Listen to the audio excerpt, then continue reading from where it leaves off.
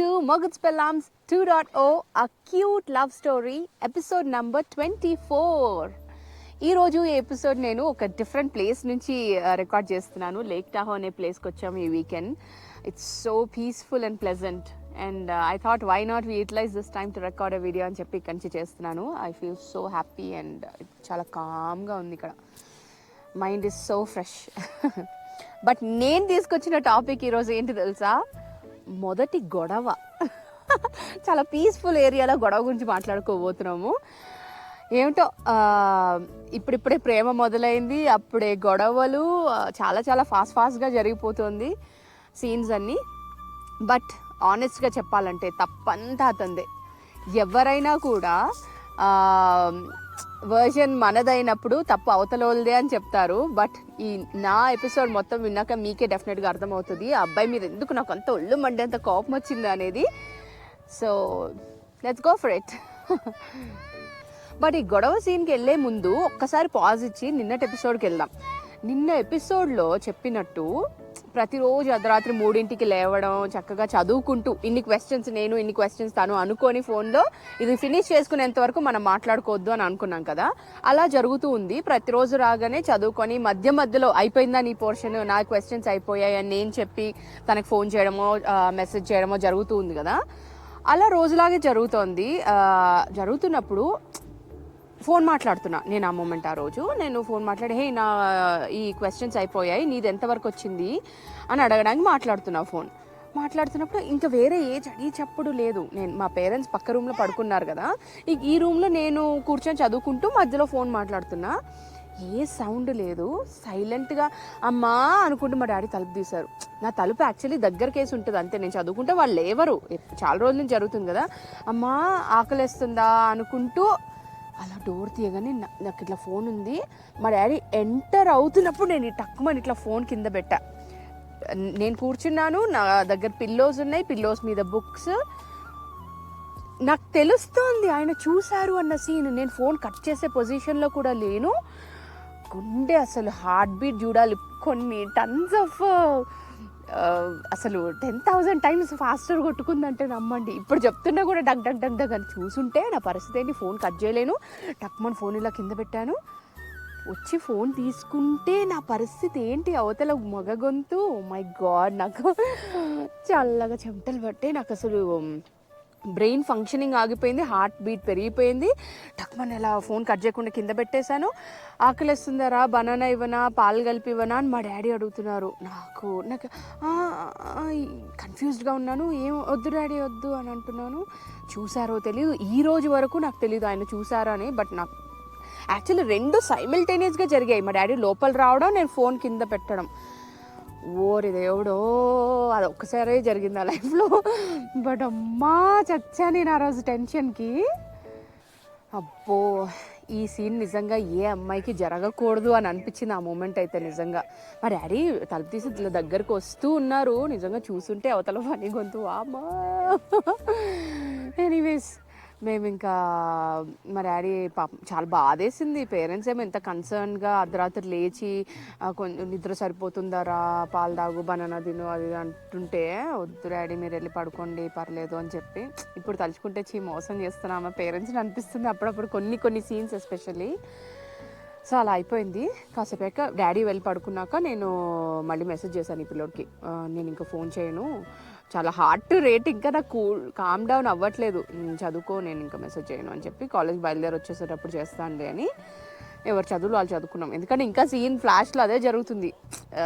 బాడీలో ఈ ఆర్గన్స్ అన్నీ కామ్ అవ్వడానికి అంత నిజంగా షాక్ కొడితే ఎలా అవుతుంది అసలు, ఒక్కసారి షూటప్ అవుతుంది కదా, అలా అయిపోయింది నాకు. సో అయిపోయింది.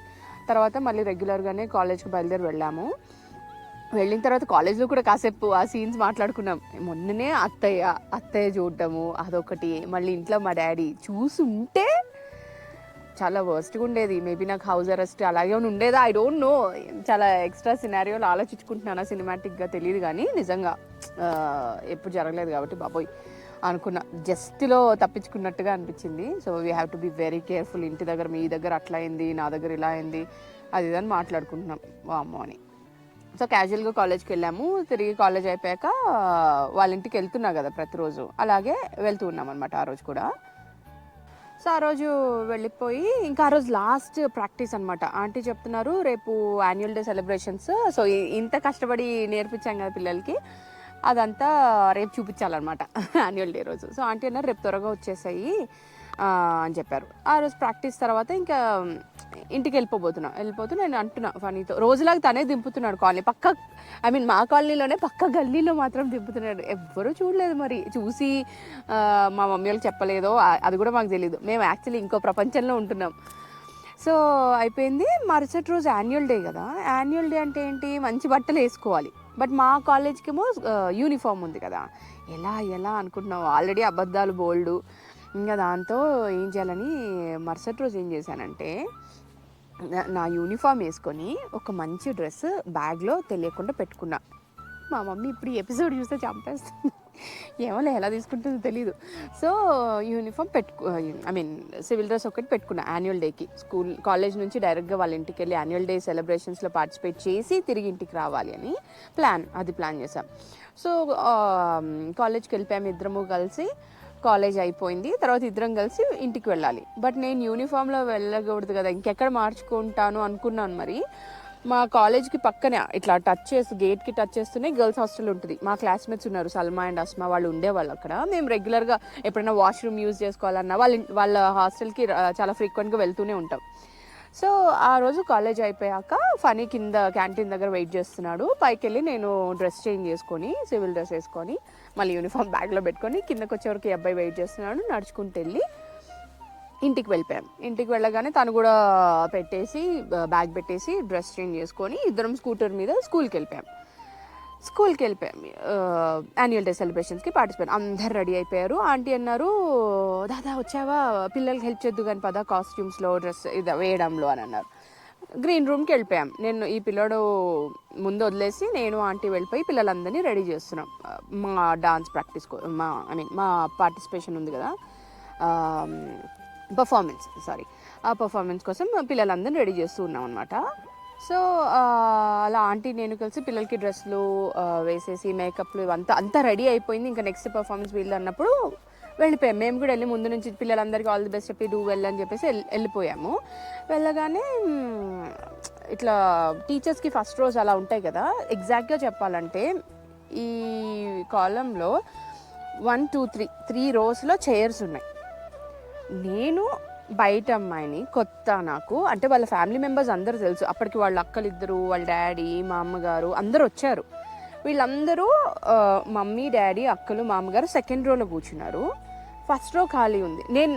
నేను ఫస్ట్ రాగానే ఫస్ట్ రోలో నేను ఒక్కరితిని కూర్చున్నాను. నాకు చాలా మొహమాటంగా అనిపిస్తుంది కదా, వాళ్ళ ఫ్యామిలీ అందరు ఉన్నారు, వెళ్ళి వాళ్ళ పక్కన కూర్చోలేను అంత ఈజీగా. నేను ఫస్ట్ రోలో కూర్చున్నా, ఇంకెవరెవరో కూర్చున్నారు. సెకండ్ రోలో వాళ్ళ ఫ్యామిలీ మొత్తం కూర్చుంది. ఈ అబ్బాయి ఏం చేయాలి, నేను తన ఫ్రెండ్ని కాబట్టి నన్ను కంఫర్ట్ చేయడానికి అట్లీస్ట్ నా పక్కన వచ్చి కూర్చోవాలి, రైట్? ఫస్ట్ రో కాకుండా, సెకండ్ రో కాకుండా థర్డ్ రోలో వెళ్ళి కూర్చున్నాడు. ఎక్కడ కూర్చున్నాడంటే వాళ్ళ పక్కింటి ఒక అమ్మాయి ఉంది, మా ఏజ్ అమ్మాయి. ఆ అమ్మాయి ఉంది థర్డ్ రోలో, ఆ అమ్మాయి పక్కన వెళ్ళి కూర్చున్నాడు. Okay, first thing what I was expecting is, I feel lonely కదా, ఒక్కదానే ఉన్న వాళ్ళ కోసము, వాళ్ళ ఇంట్లో యాన్యువల్ డే ఫంక్షన్కి వాళ్ళకి నేర్పించడానికి నేను వెళ్తే ఈ అబ్బాయి ఫ్రెండ్ అయిన నన్ను వాళ్ళ ఫ్యామిలీలో కంఫర్ట్ చేయడానికి చూస్తాడా, వెళ్ళి వాళ్ళ పక్కింటి అమ్మాయి పక్కన కూర్చుంటాడా? మీరు చెప్పండి. ఒళ్ళు మండిపోతుంది ఇప్పుడు నాకు చెప్తుంటే కూడా ఆ సీన్. సరే ఓకే, ఊరుకుందాం. థర్డ్ రోలో కూర్చున్నాడు. మరి వాళ్ళ పేరెంట్స్ ఉన్నప్పుడు నా పక్కన వచ్చి కూర్చుంటే బాగుండదు అని అనుకున్నాడేమో అని నేను అనుకోవచ్చు. ఓకే, క్యాజువల్గా తీసుకున్నా. థర్డ్ రోలో కూర్చొని కనీసము నేను వెనక్కి ఎలాగే ఊరూరికే తిరిగి చూడలేను కదా, వెనకాలే వాళ్ళ పేరెంట్స్ ఉన్నారు. నాకు వస్తే బాగుండు, నా పక్కన కూర్చుంటే బాగుండు అని నా హార్ట్లో నాకు ఉంది. I'm feeling so lonely. వెనకనే వాళ్ళ పేరెంట్స్ ఉన్నారు, అదొక డగ్. పిల్లలు నేర్పించాను, వాళ్ళ పర్ఫార్మెన్స్ కోసం ఎక్సైట్మెంట్, నా పక్కన పిల్లాడు లేదన్న బాధ, వెనక వాళ్ళ పేరెంట్స్ ఉన్నారన్న టెన్షన్, ఇన్ని మిక్స్డ్ ఫీలింగ్స్లో ఒకటే ఇకలు పక్కలు థర్డ్ రౌండ్ నుంచి వినబడుతున్నాయి. నాకు అసలు బీపీ రైజ్ అయిపోతుంది. ఇప్పుడు కూడా నవ్వుకుంటూ మాట్లాడుకుంటున్నారు ఆ అమ్మాయిను ఆ పిల్లాడు. నాకు చాలా చాలా కోపం వచ్చింది, బాధ వేసింది, దుఃఖం తన్నుకొస్తుంది, కళ్ళలో ఇట్లా వాటర్ వచ్చేస్తున్నాయి. He's not next to me అన్న బాధ. పట్టించుకోలేదు, అస్సలు పట్టించుకోలేదు నన్ను. మరి ఎందుకో నాకు తెలియదు, మరి తన మైండ్లో ఏం నడుస్తుందో నాకు తెలియదు. సో నా ఫీలింగ్ మట్టుకు చెప్తున్నా, నా వర్జన్. ఆ రోజు నేను ఏం ఫీల్ అయ్యానో అయితే చెప్తున్నా, వస్తే బాగుండు కూర్చుంటే అని. ఆ కూర్చోకపోగా ఈ కైకల నవ్వులకి నాకు అసలు చాలా కోపం వచ్చింది, బాధేస్తుంది. నేను వెనక్కి కూడా I felt so lonely for the very first time. అంతమంది జనాల్లో కూడా ఐ ఫెల్ట్ వెరీ లోన్లీ. తను మాత్రం నా దగ్గర రాలేదు.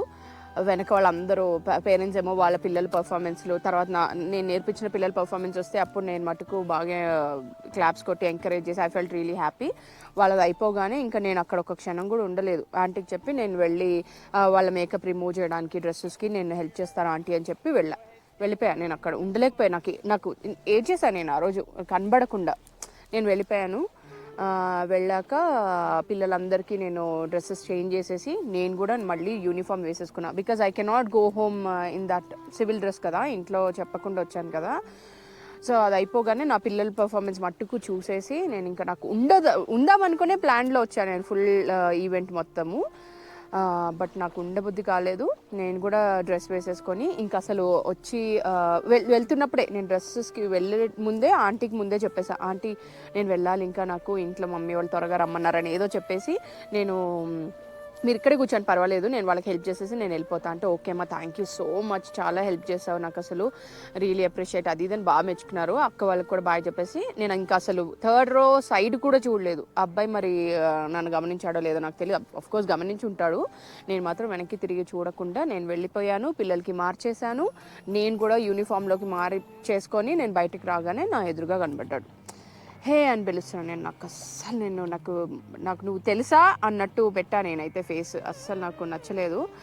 నేను తను ఎంత ట్రై చేశాడో మాట్లాడి, రోజులాగే నేను దింపేస్తాను పదా అంటుంటే నేను అసలు తలకాయ కూడా ఎత్తకుండా నేను నా గుడ్లు నిండా నీళ్ళు ఉన్నాయి టక్క నేను బస్ స్టాండ్కి స్టార్ట్ అయిపోయాను. నా వెనకనే స్కూటర్తోని వస్తున్నాడు మెల్లిగా.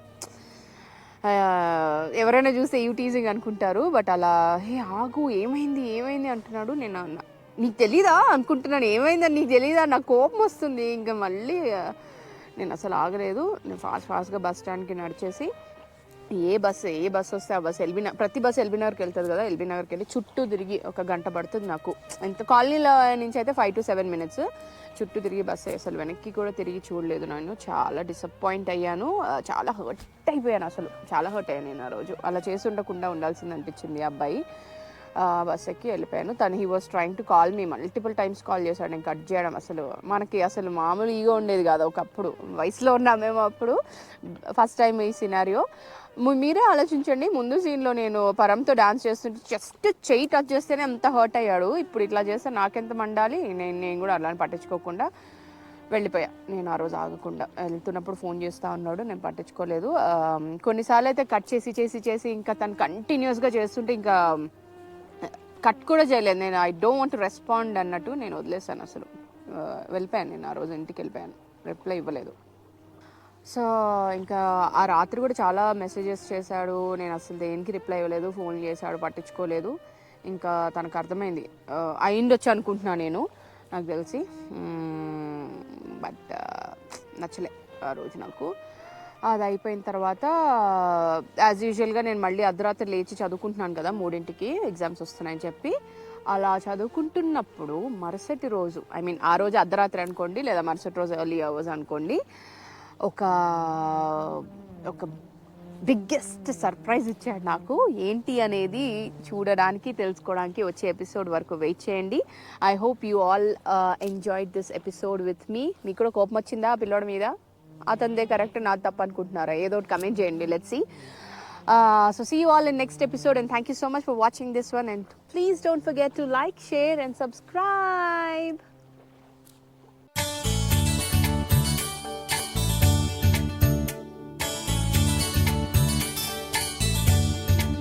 అండ్ ఈరోజు ఈ ఎపిసోడ్లో నేను మీ అందరి కోసం తీసుకొచ్చిన ఒక beautiful melody from the movie సొంతం.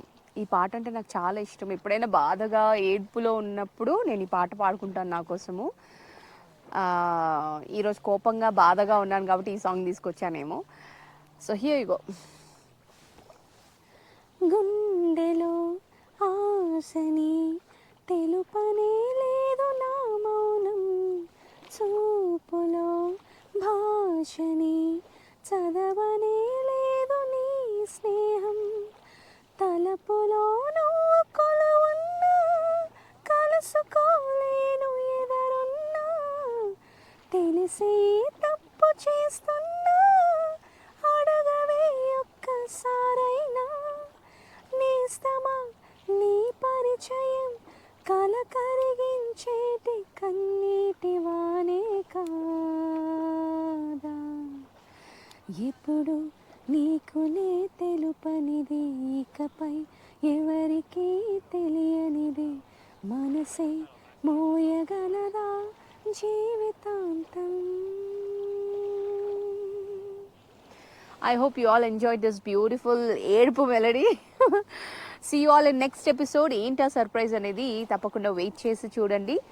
And bye bye.